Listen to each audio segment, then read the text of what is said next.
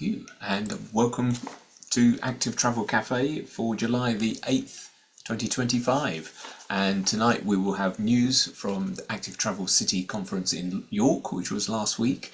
We will have Harry Gray from Walk Ride Greater Manchester talking about a new online platform for campaigners. And we will have Adrian Lord talking about his role as head of cycling at Auckland Transport. So we'll get some experience from the other side of the world and from really a very wide range of experience in this country. So a very wide-reaching session tonight. We'll see if we can fit it all in the next hour and a bit. So first of all, as ever, we'll start with the news. And Claire, shall we start with the reflections from York? Sure, if that's who you'd like to, yeah. So I'm sure lots of people were there, so I'm not going to try and sum up the whole conference because everyone's conference would have been different. I just thought I'd focus on the opening session, and partly because I was involved in my day job. I work for the Greater Manchester Combined Authority for our Active Travel Commissioner and our Transport Commissioner and our Mayor. So our Mayor Andy Burnham was one of those who signed the joint mayoral statement about active travel, which was launched on the first day of the conference. And I think what was interesting was that, Active Travel England is still relatively new, but the way that they used this conference was far beyond anything that had happened before. And I think it's kind of raised the profile and significance of this conference. Active City, it's called, happens every year about the first week of July. And if you missed the statement, there were 3 commitments in it. One was around building walking, wheeling and cycling networks. The second was about safer journeys to school. And the third was about integrating with public transport. And there were some numbers in there, numbers of miles or kilometres, I can't remember which. And that was basically taken from Active Travelling and asking the authorities what their future ambitions were and adding it up. If you were curious, that's where that came from. And I think when Chris kind of welcomed the statement on the morning of the conference, I think it was quite significant that it was a cross-party.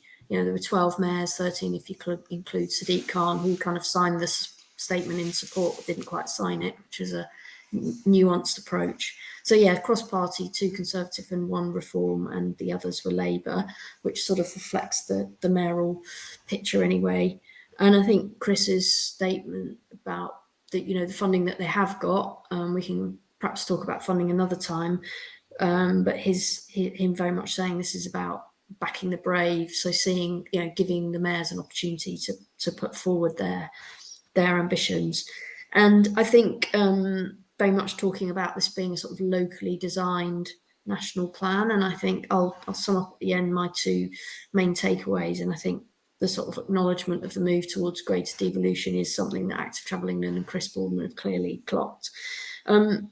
Chris Whitty was as powerful as ever. So he talked about, the huge importance of what active travel delivers for health. But again, a really good reminder from him that really we only unlock the health benefits if we are enabling those who are least active or not active at all to be more active or start being active. And so that's really little things like smooth pavements and drop curbs. And he talked about, quote, short, humble distances, which I really like that phrase. So we really need to be clear where the health gains are in what our plans are, so that we are unlocking those health benefits. Kim McGuinness, very passionate mayoral opening speech about the need for active travel to essentially be a wider function of wider policy agendas, and child poverty is very much top of the list in the northeast because that's got the greatest level of child poverty in the country. Talking about not just building physical infrastructure, but if you build a bike lane, you need to make sure the kids can afford one or have one. And then I thought we got into, and this was a theme through the rest of the conference, I think, about kind of how you win the political argument, or how we win the argument with how we take people with us. And I think you had on the one hand Chris Whitty talking about very hard and fast evidence, and then you had Mayor Oliver Coppard talking about actually you don't win a culture war with evidence, and we really need to focus on hearts and minds, and that's all about kids and helping kids be healthier. So my two takeaways before I'd love to open the floor to anyone else who's got any reflections. One was that I really think this was a clear indication of active travelling and responding to the greater move to devolution.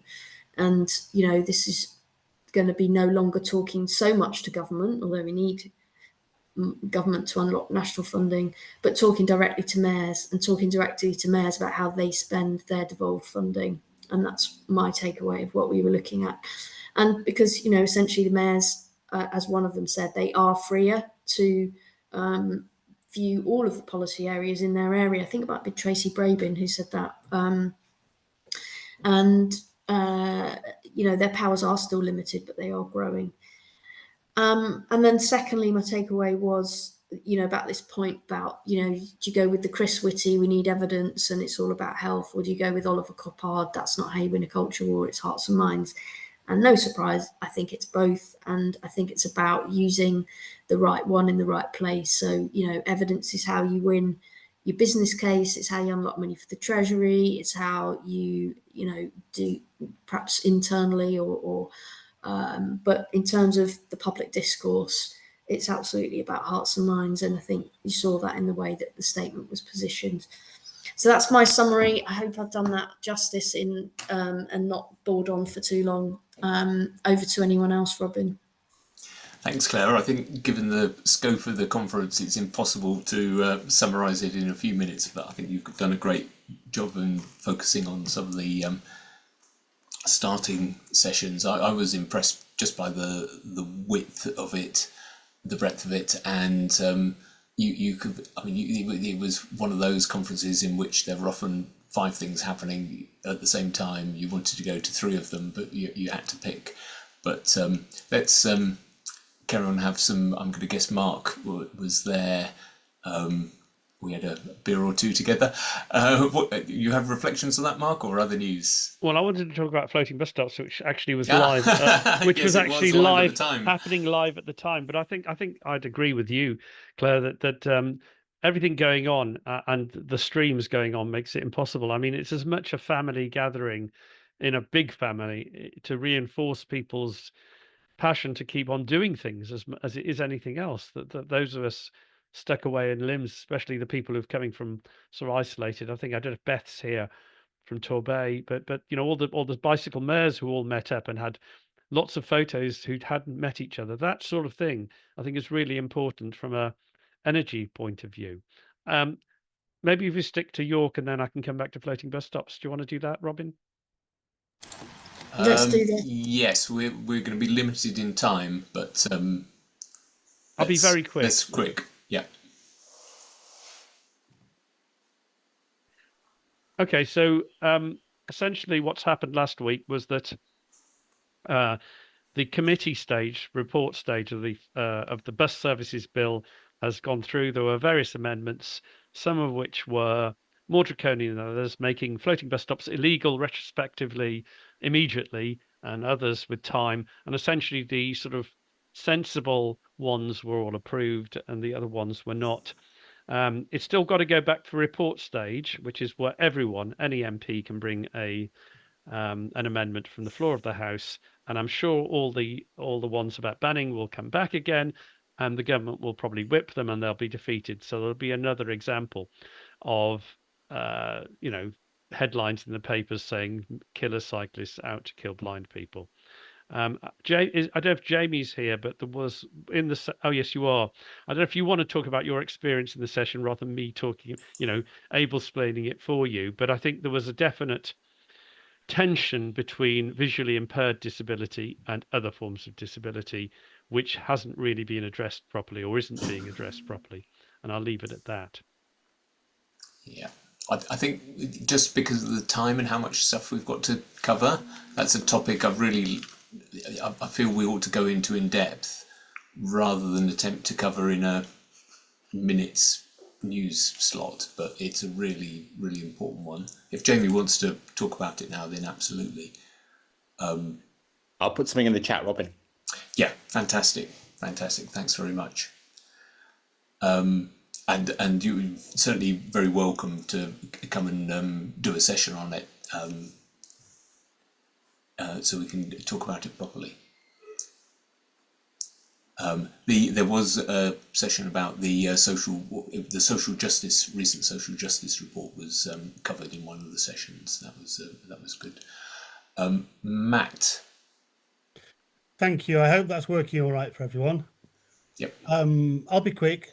2 items. One on the disability, Wheels for Wellbeing have various new resource sheets that have come out in the last 2 or 3 months. Second one, a reminder of a bit of law that people might have forgotten about. In active travel, we normally deal with discrimination law. There is another body of law called rights of way law, which is public footpaths, bridle ways, and all those other things. In the East Midlands.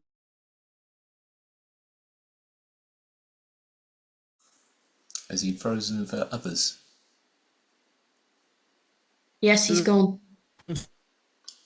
Yep, sorry, I've lost him. Sorry, Matt, you've Best to move on to another lost your speaker, right I of think, way. Robin. Yeah, we'll have to come back to you. But I think we got your point. Rights of way. Yes, I'll put it in the chat. Thank you very much. Tim from Leicester. Just a quick one. If you want to find out how Leicester got to level 3 at Active Travel England without being a combined authority, you can ride with a highwayman this Saturday afternoon in Leicester, meet at the Town Hall Bike Park at 12, and he's getting back on a train, good luck to that, at about 7 in the evening. And we'll be doing an infrastructure ride showing the good, the bad and the ugly as usual, and no doubt it will feature in September. The other thought I had, because I didn't get to the conference because I was teaching children to ride, was the return of Sure Start, admittedly called Head Start or something, or Kickstart this time around. When Sure Start was a thing back in the day, all Sure Start centres had to be within buggy pushing distance of the nearest mum, or the furthest mum actually. And I wonder if we could be getting balance bikes into the Head Start programme as a first step towards getting children active. Thank you. Bye-bye. Family hubs, I think. Martin, excellent. Thanks. You put your hand up. What's the news from Cambridge? Can you hear me okay? Yep. Yep. Well, yes, so today a case that was taken to the High Court was dismissed. So this was a case to stop or to take out a significant modal filter in Cambridge, Mill Road Bridge. This is a street that's a road that basically a high street that's got about 12,000 vehicles a day, and the modal filter has significantly cut that down. It's long had public support in terms of elections and consultations. Even a TRO objection saw more people in favour than without. And the objectors were basically trying to get it taken out. And it today has been dismissed quite clearly by the judge, who I think it's fair to say was somewhat scathing about the essentially this being taken to court. However, the local mayor, the recently elected combined authority mayor, wants to basically stood on a platform of taking this out and making the street part of the proposed new key road network.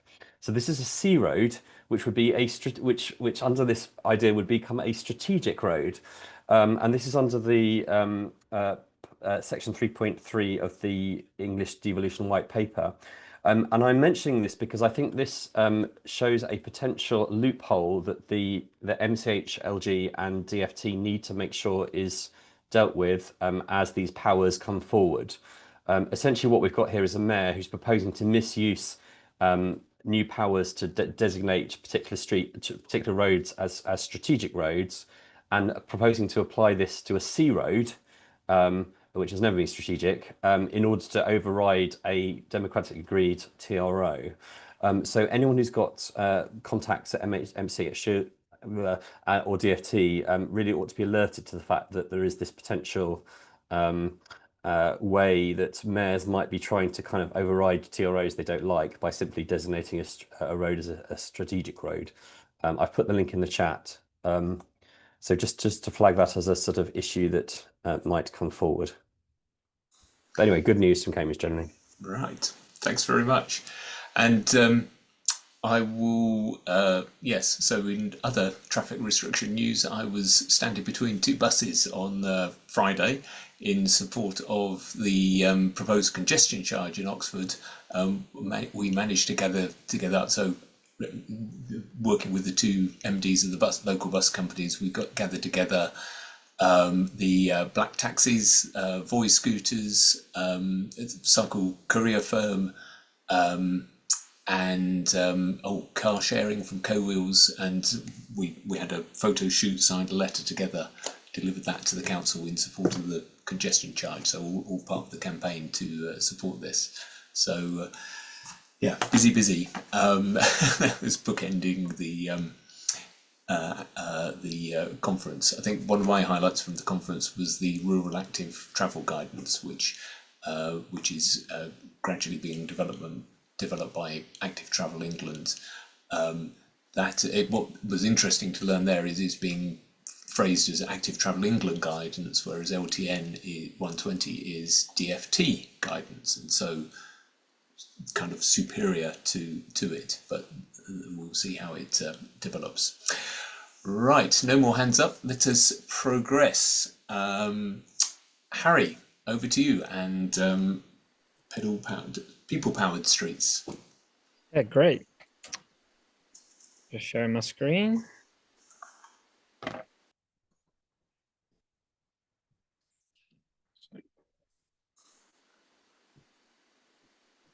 Yep.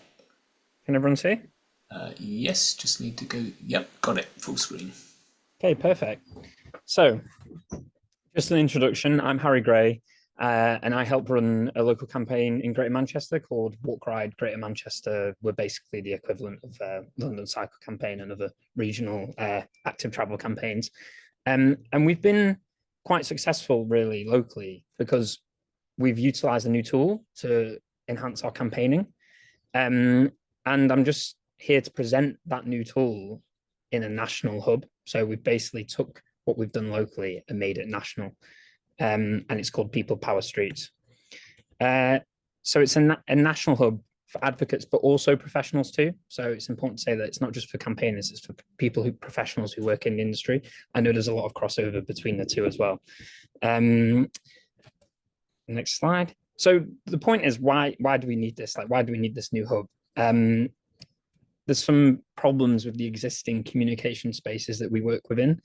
You can see here on the left, WhatsApp burnout, just people getting constant notifications and just wanting to sort of let go a bit of WhatsApp and the way that kind of the formality of it and the way that you don't feel like you can engage properly. I've just took a screenshot then of the chat here to show that in Active Travel Cafe, there's people scrambling every week to try and get issues sorted. We can do that the whole week. You know, it doesn't have to just be in one hour's chat. And you can see the notifications there with WhatsApp, but also a bit more big picture here. What, as campaigners, what medium are we using and how are we using it? So, for instance, it was recently shown that campaigners aren't actually being that successful on traditional social media, because it's seen as, you know, pushing politicians and being mean and you know, using that sphere in the wrong way. So let's take it a bit more internal and be more productive rather than shouting out externally too much. So I had a look at your word cloud. What do you value? You value the community, knowledge, information at Active Travel Cafe. And there's actually a lot of alignment with People Power Streets and the hub that we've set up. And I'll get to that in a bit later. We've done a word cloud from that as well. So you can see the alignment between the two. So what is the solution? So the solution is a place called Discord. Discord kind of started as like a gaming space, but it's since transitioned to a place for all communities to have as their own place. We set up the Walk Ride GM Discord 3 years ago, and now we've got over 400 members in the Discord, and we're all just working together to get things done locally, and it's a real productive space. So I've got some screenshots from the Walk Ride GM Discord.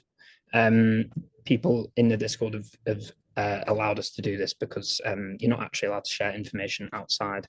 So you can see here, this is one of my posts. I've shared a podcast that we worked on, and you can see the people reacting to it.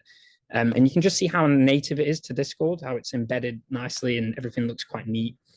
On the left-hand side, you can see there's some channels there. So there's different discussion topics from stuff from consultations to policy, accessibility, and even jobs. There's like a jobs forum. And you can also put events and stuff up, which I'll show you later. We also have regional channels. So in Greater Manchester, we've got 10 boroughs.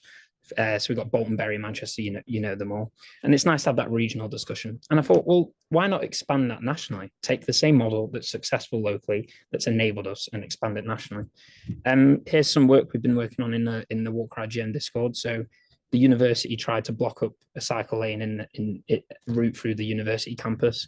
Someone's posted an FOI that we found about how they can't do it. People working together to get this done, to get this out there, to get the media involved. So we managed to get the local newspaper involved.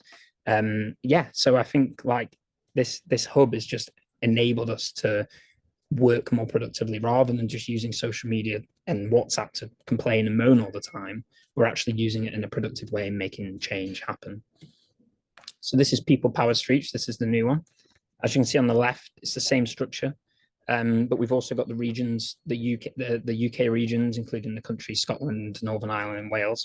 So broken down northeast, northwest, those kind of regions. Just to give a lot of the active travel stuff we see, there's a lot of regional stuff happening, and there's not that space for people to really be in their own region and discuss things that are happening locally. You can see here, this is a post talking, just like you can just see how videos embed nicely and people can really interact with the media. But one of the best things about Discord is the way that media embeds into the forum. You know, you can play videos natively in there. You can look at different tweets and different blue sky posts and stuff. So it really has that native feel that you can really interact with content in a more natural way.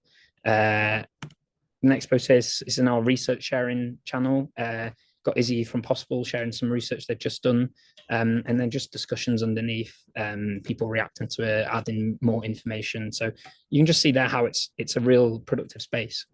And there's the fun side too. So we've got our own custom emojis that people make. You can post different emojis with, you know, people react. We've got this locally, this came through Walk Ride GM. We've got the Andy Burnham sad face that we put when something bad happens, you know, stuff like that just adds a bit of fun to what we do rather than it just being, you know, it's not work, it's fun. Like people enjoy being in the Discord. You can see there the regions, and it shows the regional representation that we have for each region coming in.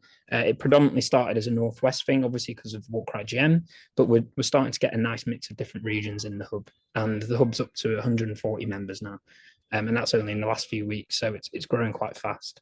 On the right here, you see the event space. There's like a shared calendar in Discord that anyone can add an event to, which is really democratic. It's nice because people can post their event and it gives them exposure. So for instance, I've got Active Travel Cafe as an event in there. And as the Discord grows, that'll help more people come and join Active Travel Cafe. We're all just helping each other to share the message and get more people involved. And you can see their mobility camp as well as an event. So we did some surveys from the Walk Ride GM Discord, which is more mature. It's been around for a few years, so people have had that year-on-year experience to understand how it's affecting their campaigns. So we got 22 responses. I only commissioned this yesterday. Has the Discord made your experience as a campaigner more or less productive or insightful? 82% of people said it's more productive.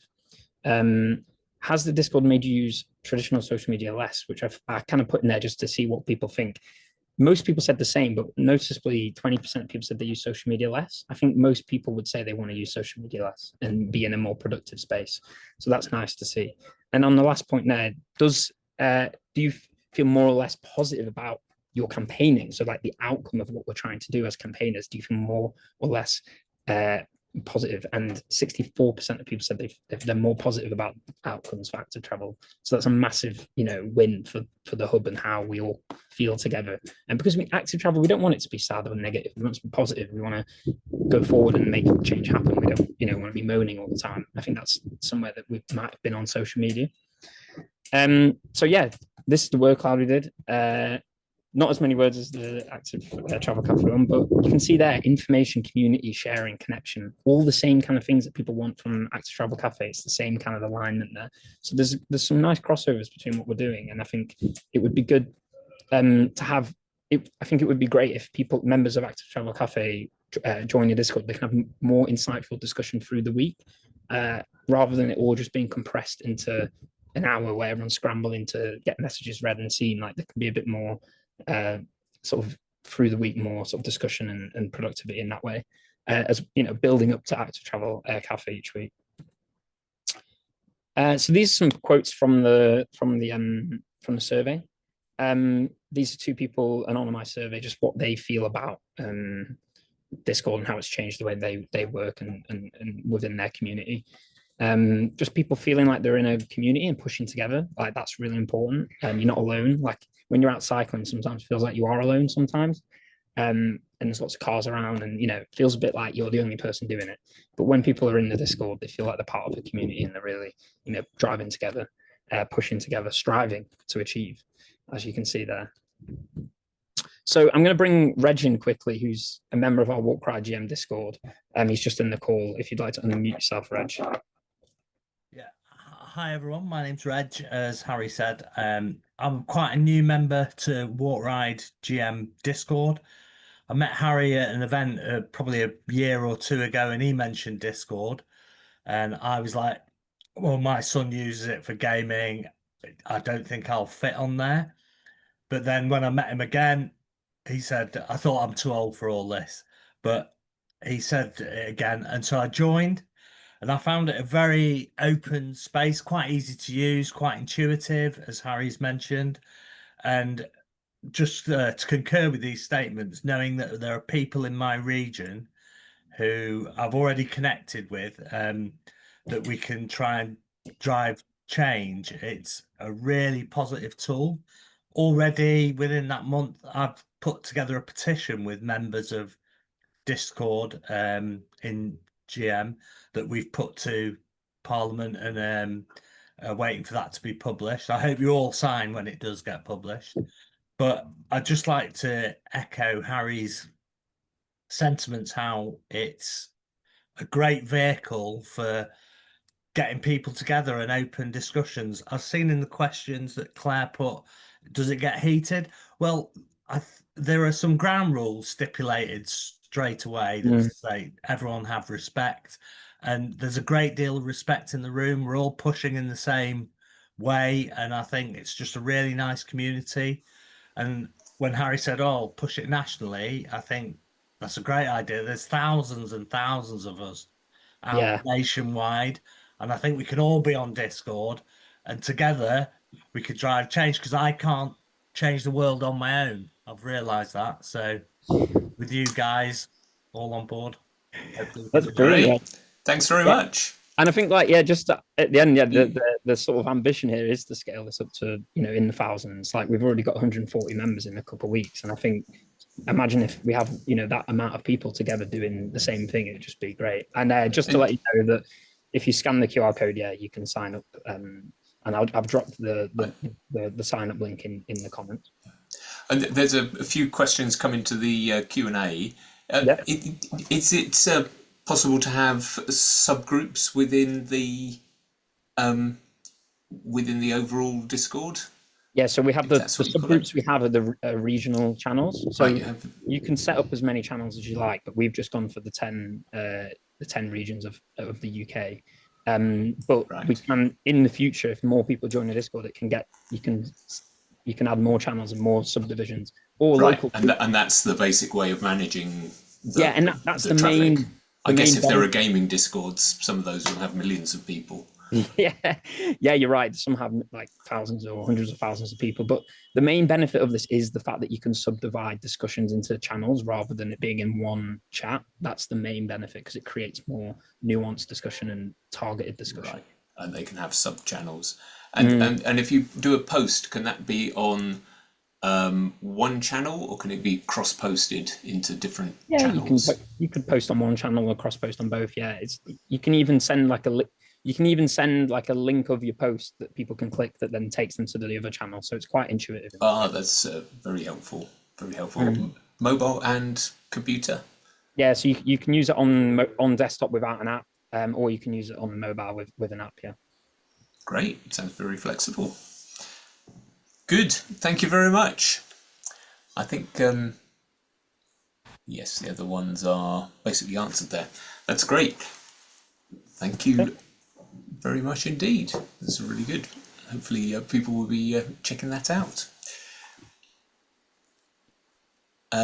Right, let us move then on to our other session tonight. Thank you very much.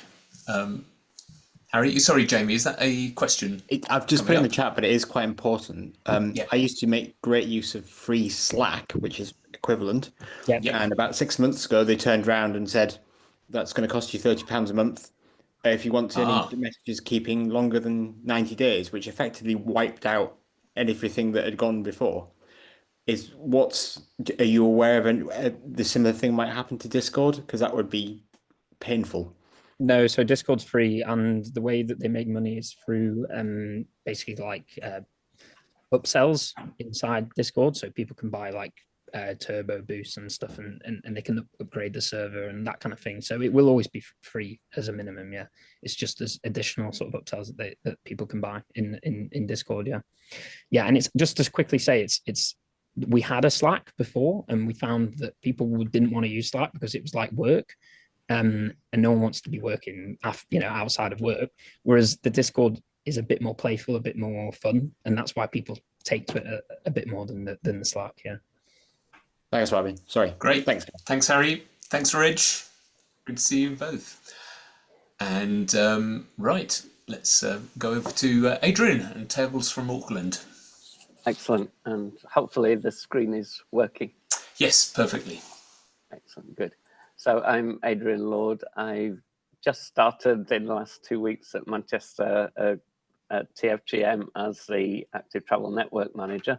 But for the last 3 years, I've been the head of active modes at Auckland Transport. And of course, the usual caveat applies that anything I say today is my own opinion and not that of my former or current employer. So just to where Auckland is, it's in the North Island of New Zealand, and it's a city of about 1.5 million people, and most of them live in that brown bit of the map on the left there. But Auckland is a bit of a city region, so it stretches around 60 miles north to south within that isthmus there. And most of the built-up area is in this kind of central area. And it was formed as a super city in 2010. And there's still a lot of resentment around that politically. It was formerly several different councils. And Auckland Transport was formed as one overall highway authority covering the whole region. And again, there's quite a lot of resentment about that politically, which sometimes drives some of the politics around transport and the functions and actually getting things done. And there is also a Department for Transport, NZTA, which manages the trunk roads and state highways. So the main road that runs through New Zealand, the whole length north to south, is State Highway 1, which runs right up through the middle of Auckland. It's a 6-lane motorway in Auckland, but in other parts of New Zealand, it's often just a 2-lane normal road. And then there are a couple of other motorways in Auckland as well, the Northwestern motorway as well. And there is quite a lot of walking and cycling goes on in Auckland, although not all of it is for transport. So a lot of people get up at 5 or 6 in the morning and go for a bike ride home and get in the car and drive to work. And the same with walking. There are no restrictions on the power, or rather on the speed of e-scooters and e-bikes in Auckland, and they've proven to be really popular because Auckland is quite hilly, and also there are no real tariffs on goods coming in from China, so you can buy e-bikes and e-scooters pretty cheaply. Over the last couple of years, we've developed this 3-year plan called Making It Happen for Walking and Wheeling. And it's around these 4 pillars, really. And the bottom one, storytelling, is as much about selling the idea internally within Auckland Transport and to politicians as it is telling the story of why to do more active modes to the public. We've tried, certainly over the last 18 months, to align our promotional activities, so schools travel-wise, business travel-wise, events, cycle training and so on, with our capital investment program, or where we've had public transport improvements. And we run on a thing called Prime, Enable, Motivate. So when we're about to make an investment or we're about to go out to public consultation, we'll prime the population and tell them sort of positive stories about active travel, put on some guided rides and that kind of thing. Then as we are developing a scheme, we'll enable the population by offering cycle training within schools and putting on more events to get people to start and to think about using active modes. And then once the infrastructure is complete, we will motivate them by putting on yet more events and getting them to use the new infrastructure. So it's really just trying to wrap around that sort of behavior change with the capital investment. Something I also did was introduced LC whips into New Zealand. So I call them Local Active Modes Plan because I like a nice acronym. So it makes it into a LAMP. And we did it at a really local level to start with. So the first one is a small area to the west of the city centre. It's within a 20-minute walk. We've invested, all the blue lines are separated cycle infrastructure. The greens are sort of greenways where we've got boardwalks or routes through parks and nature reserves and so on. And there was just some quiet street links that we could improve through the Local Active Modes Plan, which are essentially the shortcuts that people know about for walking or cycling, where we're just making little improvements, putting in wayfinding and so on. And there were two reasons to do this. One was to show the art of the possible in an area where it is very easy to walk and cycle and where the population is sort of predisposed. There's quite a high propensity to do it in those areas. But the secondly reason was politically. So Auckland has 21 local boards. They're similar to, they're a bit of a strange hybrid between a parish council and a London borough, in that they are quite politically powerful, but actually don't do that much. It's important to take them on the journey, and by getting them to jointly own this plan, it meant that they couldn't turn around and say Auckland Transport have landed with some wacky idea about getting everybody to walk and cycle, because they were jointly involved in developing it.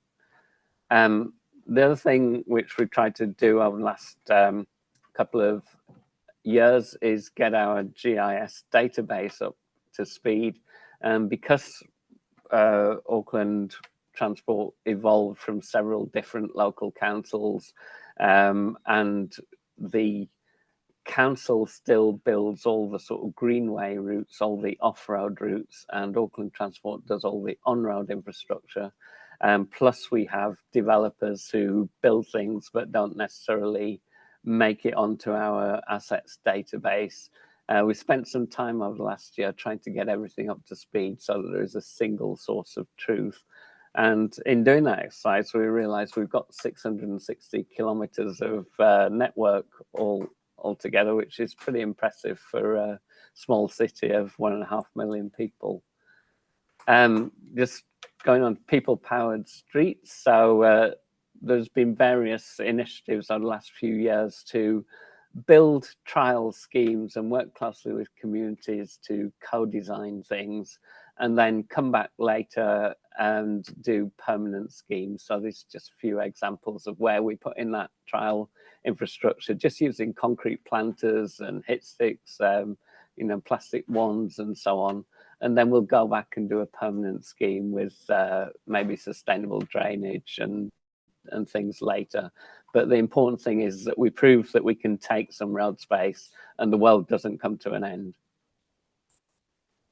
The other thing which has been quite important over the last couple of years. We've got 12 bike hubs, which are just refurbished shipping containers that do bike recycling. So you can donate your bike rather than it going to landfill. They will refurbish it and sell it on. And so it means if you want a bike for commuting that you're prepared to get stolen, you can pick one up quite cheaply. And also the way that the hubs work, the philosophy is that they won't fix your bike for you, but they will teach you how to fix it yourself. And so again, it's trying to give people skills and give people sometimes training opportunities through those hubs as well. And they're all run by sort of voluntary, not-for-profit groups. Another thing, constant bugbear is people on the e-scooters that are hired tend to leave them all over the place. So in the city centre, we've been just trialling having these designated cycle spots. I first saw this in Singapore about 7 years ago. Now, if you park in the city centre and you don't park in one of these designated spots, your hire will continue running and you'll continue incurring charges. Another thing we've investigated last year is doing more innovative signing. So we've got something called the City Centre Loop, which is essentially a cycle ring road that goes around the edge of the city centre, connects up lots of important destinations and also all the radial routes that come into the city. But there are lots of things to do on that route. So we've started to incorporate sort of pictures of the beach or the shops or whatever on some of the on-street signings, so that people, particularly visitors to the city, can see that it's not only a cycle route, it's the cycle route that takes you to somewhere to do something, which is important that people remember that. Auckland is really, really car-centric. New Zealand society is really, really car-centric. You wouldn't think you would need to tell people that they can actually walk to the shops or walk to the bus stop, but you really do. And this A to B cycle walking campaign went down really well. It doesn't go down well when Auckland Transport sends out the message, because everybody hates the council, but we got media, social media influencers who are sort of celebrities in their own right. So Chris Parker's a sort of world famous in New Zealand comedian and so on. And they delivered the message, and lo and behold, they say exactly the words that we give them, but they are really well received on social media, and everybody says, oh yeah, that's a great idea. So that's that. We've also been doing some personalized journey planning. This first and final leg to public transport is one of our kind of pillars for infrastructure investment, but also in terms of getting people to use new services. We've got a new rail line opening up next year. We put on a new bus service earlier this year. And we use personal journey planning as a way to drive up patronage on those services, and also on some existing services, or where there are new homes being built where people haven't lived previously. And one of the kind of side effects of that is that we sometimes get an uptake in walking and cycling as well, because obviously it's the primary way to get to and from these services. But people, when we knock on the door, say, oh, we're interested in cycling actually. So it gives us a little, a bunch of people that we can work with to get them cycling and provide them with the resources. So just moving on to infrastructure. A lot of Auckland looks like this. On the far side of that, this is a motorway bridge. On the far side, there is a brand new cycle route that was opened up about 8 months ago that runs alongside one of the motorways. It's really great connection, 4 meters wide, but how do you get to it? And it's quite hard to retrofit into these sorts of situations without throwing a lot of money at it. The other issue that we have is that most of the central part of Auckland was built in the 1920s and 1930s. All of that infrastructure is now 100 years old. It's all these sewers are under capacity, and they mix the stormwater runoff and the personal sewage together. Some of it runs into the sea still. People like to go swimming in the seas. They don't like it when it's full of sewage.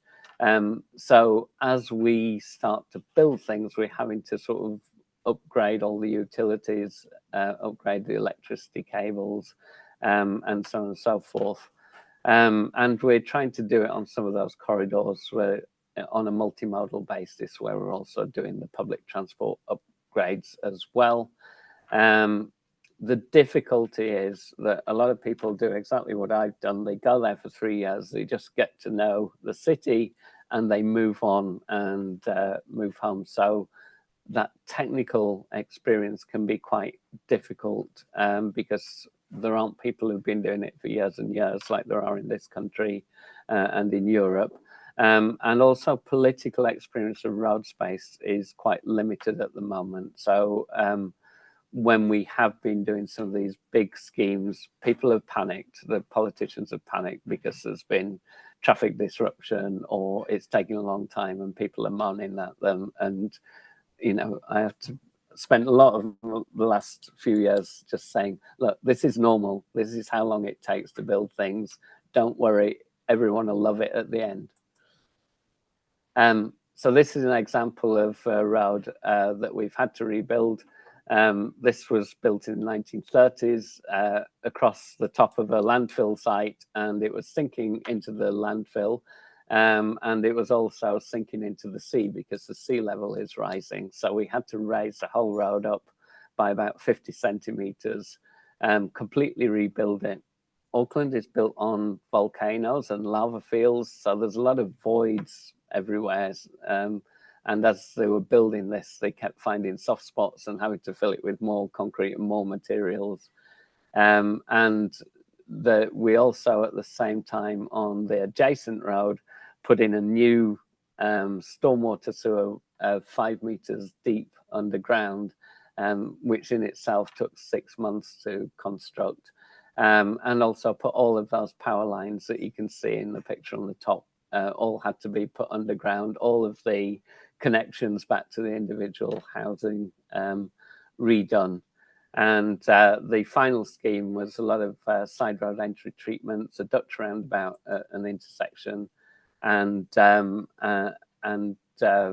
replacement of bus laybys with inline bus stops, which again is quite politically sensitive because you're holding up the traffic. Just to show what's underneath the ground and why it takes so long, you can see that most of this stuff is meant to be at least 50 centimeters underground, but most of it wasn't. It was quite near the surface, and you occasionally get contractors cutting into cables and fiber optics and all sorts. So you have to be quite careful because things haven't always been mapped very well in the past. So utilities can be quite sensitive. But this is what it ended up looking like, and it was finished in February. And it was all worth it in the end. As part of the construction response, and this is something we learned on some of the early cycle ambition schemes in the UK, we put a lot of effort into engaging with people before we start building, but actually it's important to keep those people on board during the time that you're building. So for this particular scheme, we were on site for 18 months altogether. This is the road where there's a 5 meter deep sewer under the ground there. So that went right down the middle of the road.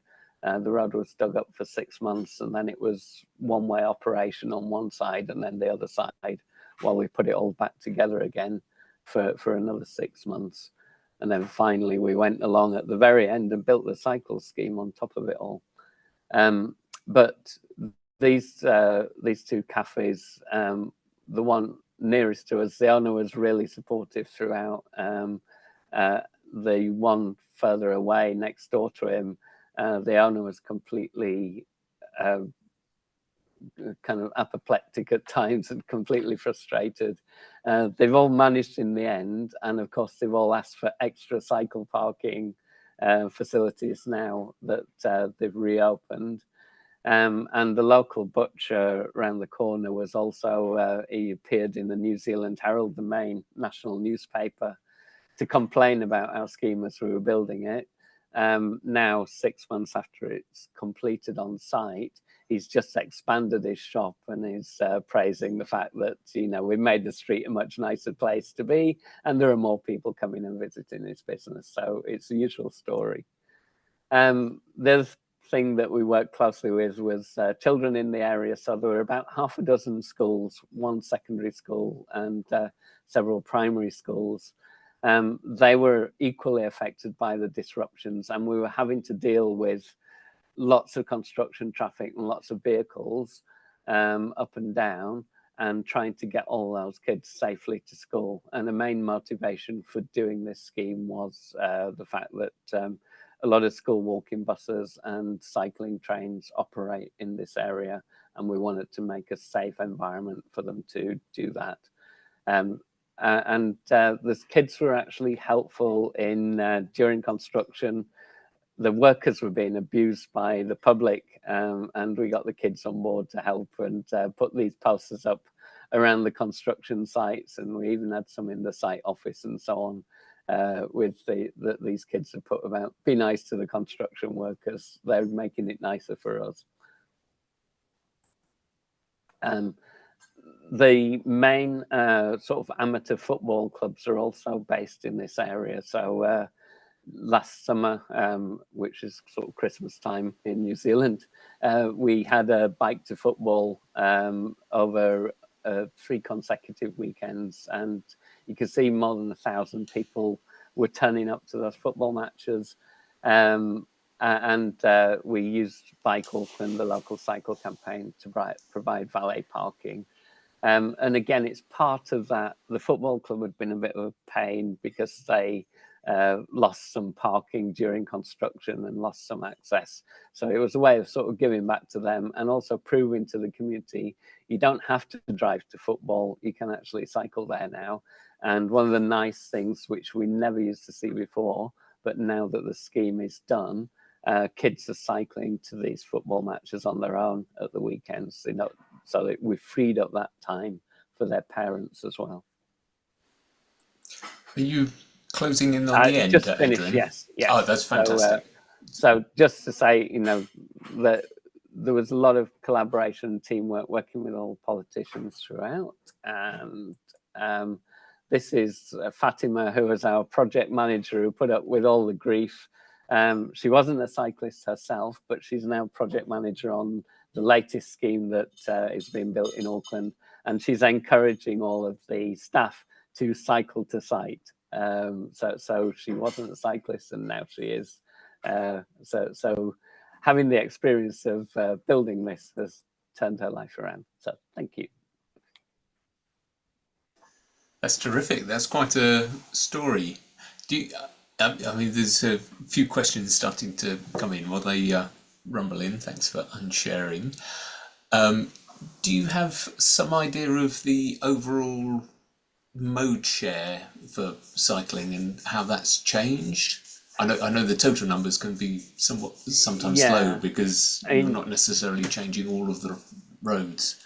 Because Auckland is this kind of big city region with some big rural areas, the mode share is still about 1 to 2% across the city as a whole.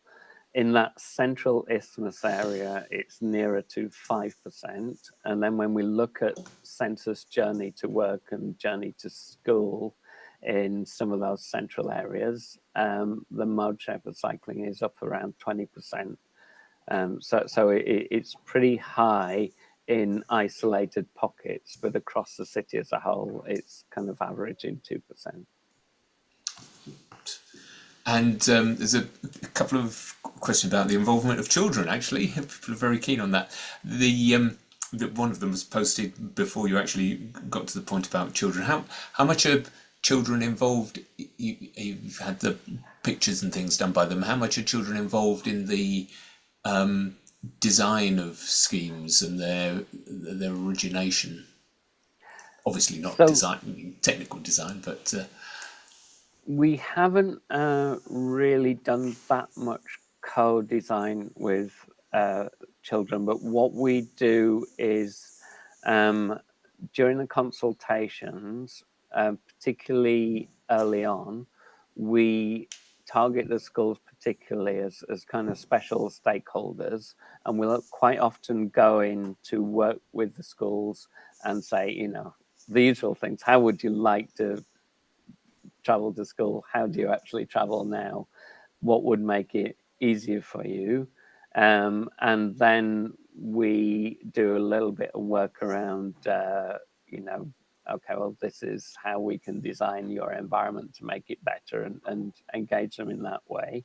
And we, with this particular scheme, with the secondary school, we had a whole inset day where we did like the kind of STEM type activities that you do with the sort of engineering community, where we went into school with them. They built bridges out of straws and all that kind of stuff. And we had a bit of a competition, and then we went down and visited the site, and they got to sit on the diggers and all that kind of stuff.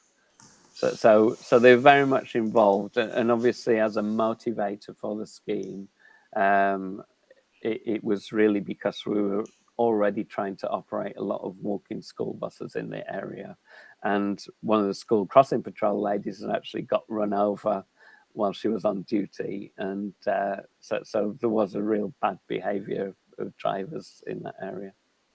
Yeah, the other question actually relates to that bad behaviour, and it's I'll reflect on that in a second. The specific question is, where did the posters that were designed by the children get put to get the message across to what I presume is mostly motorists? Yeah, so we had terrace fencing all along the construction site while we were rebuilding the road, and so some of the posters got put in there. There was a scout hut at one end, which was also used as a community centre, so we had posters in there. We actually had some up in the site office, and we also we were doing a monthly construction newsletter which went out to the community, and so the posters were featured in that construction newsletter. And it was, we were building during the height of summer, and it was 30 degrees, and some of the residents who were most badly impacted were going out and giving the workers drinks and were being really friendly. But then we were getting other people who were driving through the area who were hurling abuse at people. And unfortunately, in New Zealand at the moment, the politics is quite toxic. They've kind of had their Brexit moment in a way, and public sector workers are coming under a lot of flack because of the way that politicians are talking about them, and the workers were copping it really because of that. Yeah, I think there's a connection between toxicity and distance between people, whether that's introduced by glass around a car or social media, that both introduce this separation, and if people are face to face, they wouldn't act in the same way. It's not healthy. Claire, you've got your hand up. Far away with the question. Thank you. Yes, and as a co-host, we can't actually put questions in the Q&A, so sorry, that's why I haven't done broken our own rules. I've got two questions. One is, Adrian, what do you think the UK could learn from New Zealand about putting in infrastructure? And the answer could be nothing, but just interested to know, you know, what, because Auckland's very car heavy. I think it's got the highest per capita in the world, hasn't it? Yeah, that's right. But obviously they have done some good things, not least because you've been there. So yeah, I wondered, what do you think UK could learn from New Zealand in terms of putting in infrastructure? And secondly, you know, I know how much in your sort of previous roles you've had to do with things like you know, helping write LTN 120 and things like that. So just wondered if you had a view on, you know, now you're coming back to the UK, what further things like that you think we need to help move us all forward together. Thanks. Yeah, I think one of the things which New Zealand had gone down a route with the previous government of being quite prescriptive about particularly road safety infrastructure and speed humps. And basically they, in order to put in any government-funded road safety infrastructure, they were being driven to putting in vertical deflection, so speed humps with quite severe ramps, which you could only drive over at 25 kilometers an hour. And they were going in on main arterial roads where the speed limit was sort of 50 or more kilometers per hour. And they looked and felt really odd. And the roads in New Zealand are quite wide. They're all quite often 4-lane roads with a single stage crossing across. There's been a real backlash against this. And the transport minister prior to who got elected last year basically defunded all of road safety because of the public backlash against vertical deflection. So I think that's one lesson, is not to be too prescriptive in terms of Vision Zero, because there is a balance to be struck between what is publicly acceptable, but also provides you with a safe system. One of the other things I did when I got there, they didn't really have what we call light segregation. So it was partly because sort of plastic things in the road had been banned because of microplastic pollution into the sea. But it was also, again, this idea that we were trying to separate people entirely by curbs in every situation. And it just wasn't going to be sustainable to do that in terms of the costs of what we needed to do. And also, I think my second day there, I was called to a meeting. They'd put in some concrete separators on a road which was a former state highway where you could, in theory, drive at 100 kilometers per hour. The nominal speed limit was 60, but people were driving much faster than that. They were driving into these concrete slabs at the side of the road, damaging their suspension, losing control of the vehicle, and we were lucky that nobody was killed. And in the end, I had to say, look, we've got to take these out because it's not a safe system when people are crashing their cars. It might be a bit safer for the cyclists. And we replaced them with rubber separators. And there was quite a bit of backlash from the cycle campaigners around that. But I said, look, you know, we use rubber separators in the UK. And if it's going to mean that, you know, other people aren't crashing, it's very rare that people crash into a cyclist on a link section. It's intersections where most of the accidents occur. And that scheme's now been in with just the rubber separators for 2 years. We haven't had any more vehicle crashes. All the public were threatening to take us to court, so local residents. And of course, the cyclists are using it because you've still got that degree of separation. So I think just being pragmatic is a lesson that we all can learn, not necessarily from New Zealand, but from everywhere. Right, thank you very much. And I was interested in the case study with the butcher and the other businesses you mentioned. I think that's one we could bottle, and the more examples of that we get, the better.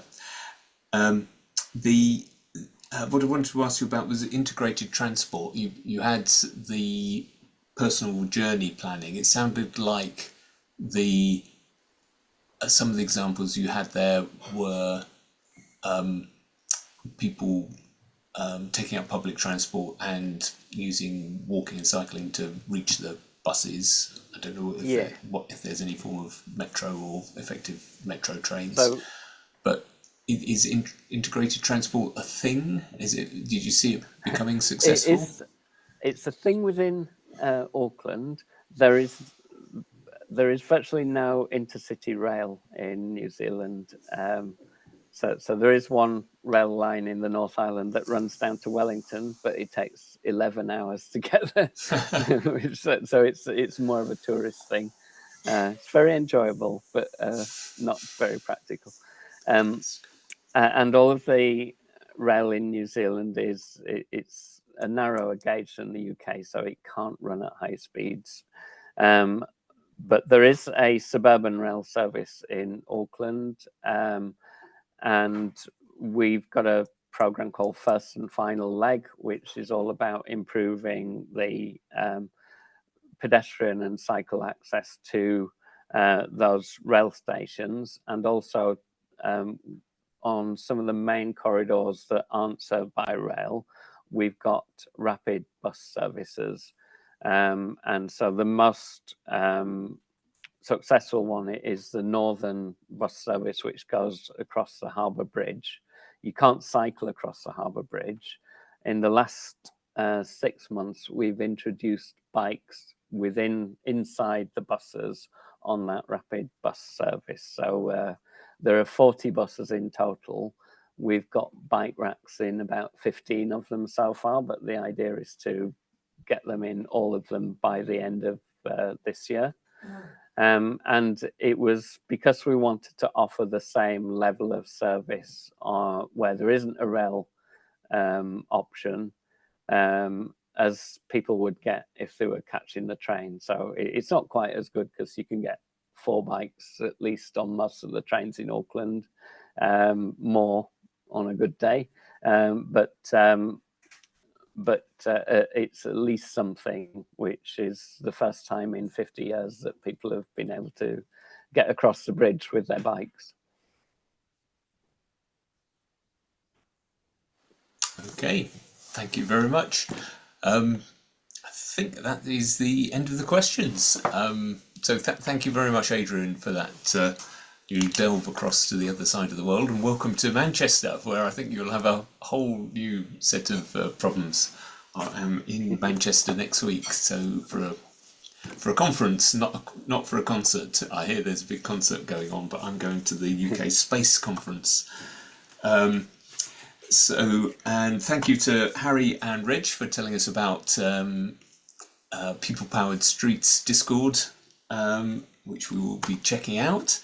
And thank you to Claire and everyone else for the news from the conference in York, which was terrific. Very much feel re-energized by meeting everybody there. That was a great session, really enjoyed that.